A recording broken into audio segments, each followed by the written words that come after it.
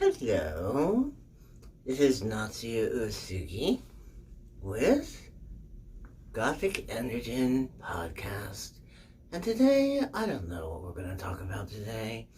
I just kind of want to talk a little bit just about how things are going on writing mental health.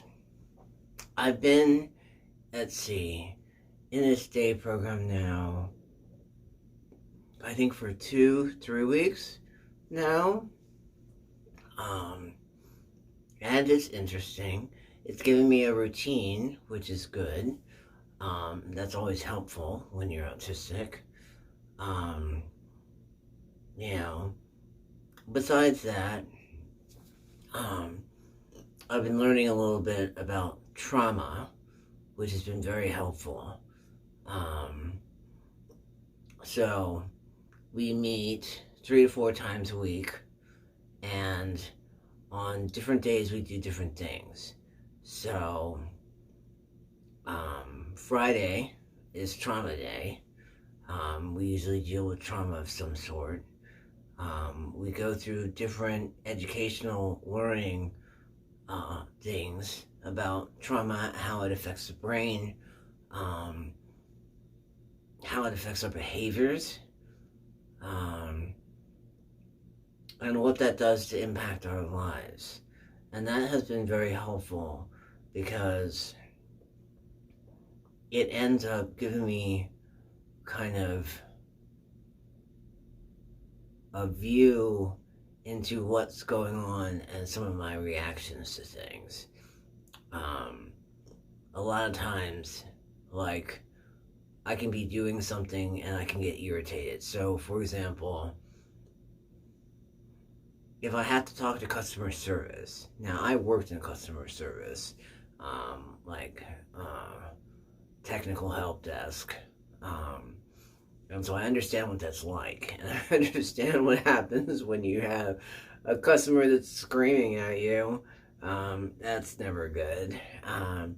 So I should know what that's like, already. And so that's something I need to be a little bit more tolerant of, because dealing with customer service sometimes irritates me.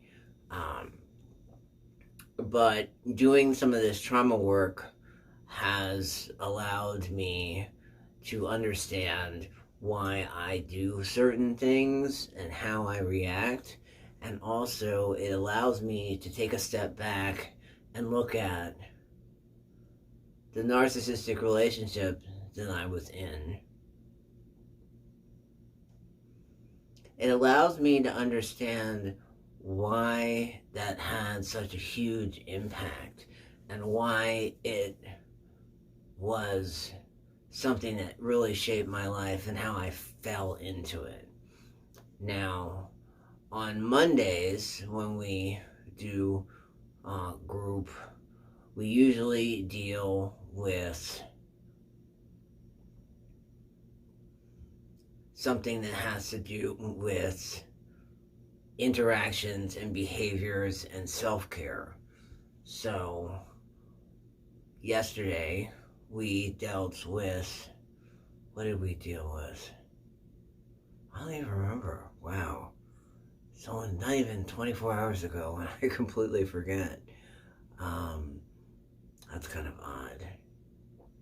But, yeah, just the way the group interaction. I know for the last couple of times that I have been going, that I have been, like the last week, I ended up being virtual, and that's a very different experience than when you're physically in the room with group. I think I like the experience when you're physically there better than trying to do it virtually. It's hard to participate when you're virtual, especially when the rest of the group is in the room. That is something that I learned. But with the virus and stuff that's going on right now, sometimes it has to be virtual.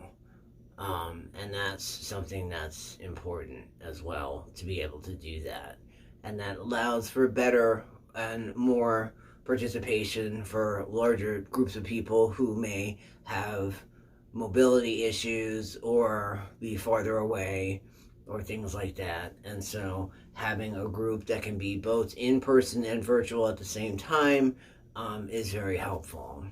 Um, I know previously in the previous group that I was in for one whole day and got kicked out.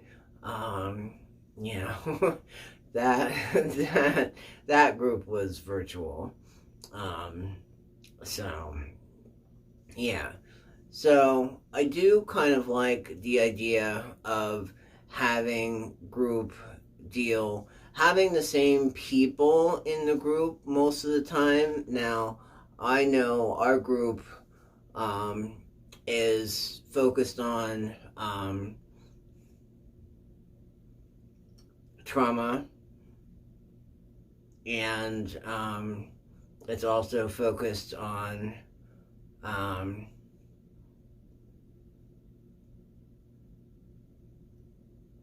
um, people who have different issues relating to past childhood trauma as well.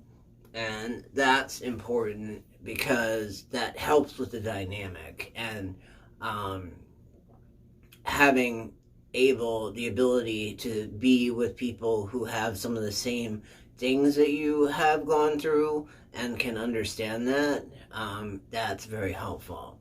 And especially when it comes to the trauma work, because if you have the same group of people there, it becomes a safer environment, and especially because of what you're dealing with. And so that's important as well. So I think that is good to deal with that, and that has been very rewarding. We also do some education, some medical education, so we learn about the brain, and we learn about the different chemicals in the brain and the neurotransmitters and the different parts of the brain and how they interact and work with each other. You know, how they, like the amygdala, the prefrontal cortex, the hypothalamus, I think. Is that part of the brain? Oh, I'm blanking out right now. I think so. Or is that like... Yeah. I don't know. I'll have to look that up. Um, yeah. I know the amygdala is definitely part of the brain and the prefrontal cortex, and how that affects executive functioning. And that's very important for me because I'm autistic with ADHD, and it tells me how things affect it. So, for example, when I am dysregulated, when I'm having executive function dysregulation, my handwriting changes. And I can't actually read my handwriting. It's like such a huge difference. It's a shock. It's like two different people are writing, and it's me writing, but it's dysregulation, and so I'm writing differently. It's like I can't. It's like I can control my hand, but it's not. The motor function isn't as fine. So when I am regulated, my handwriting is like flowy and, artistic, and you can read it. And when I'm dysregulated, it's like a mess of jumbled, blah, blah, blah, blah. If that's the term. It's just, like this, it's jerky, and that's because I'm dysregulated. So the neurotransmitters are not firing. It's under aroused. So when you have ADHD, your brain is under aroused and it's looking for that hyper so that it can be aroused enough to actually work. And that is part of the attention seeking with the ADHD, that you're looking for the next shiny thing, or the next thing that goes fast, or the next thing that's exhilarating and exciting, because you're trying to wake your brain up because it's bored. And it's not excited enough to do anything, so it's like hunting. It's like, ooh, what can I find that's a shiny thing? That's like, that's how they get you addicted to, video games and stuff like that. So, yeah, so that was, so I'm quite enjoying day program. I have a ways to go, and I'm learning a lot of new things. One of the other things, I am kind of a loner person. I tend to have a very small, if any, support system, and very few friends I can trust, if any. And that can become an issue, especially when it comes around the support system. But hey, I mean, it's better to have nobody than to have a bunch of flying monkeys, narcissists in the grass, right? You would think. So, I mean, I don't mean a narcissist. I just don't. I'd rather be without anybody than to do that. No man is an island, but I can be on an island without narcissists. Definitely. Okay, so, yeah. So anyway, I just wanted to drop a little truth, and talk a little bit about day program and how it's been helpful to me. And so if you do get a chance to go to a day program after you're in the hospital, I would definitely recommend it, because it's a way to transition from a hospital setting to, your normal everyday life. I know for me, as someone who's autistic, who basically my routine flew out the window, this has been helpful to try to give me a routine until I get out of day program, and then I can create a whole new routine, and then move forward there, because right now I'm not working, as I'm part of day program, because it takes up your day. So unless you're working at night, it's eating up your morning. So, so I've had to deal with that as well, which is very interesting because I've been working my entire life. So this is new. I have a lot more time on my hands, and, time can make you a little lazy, isn't the word.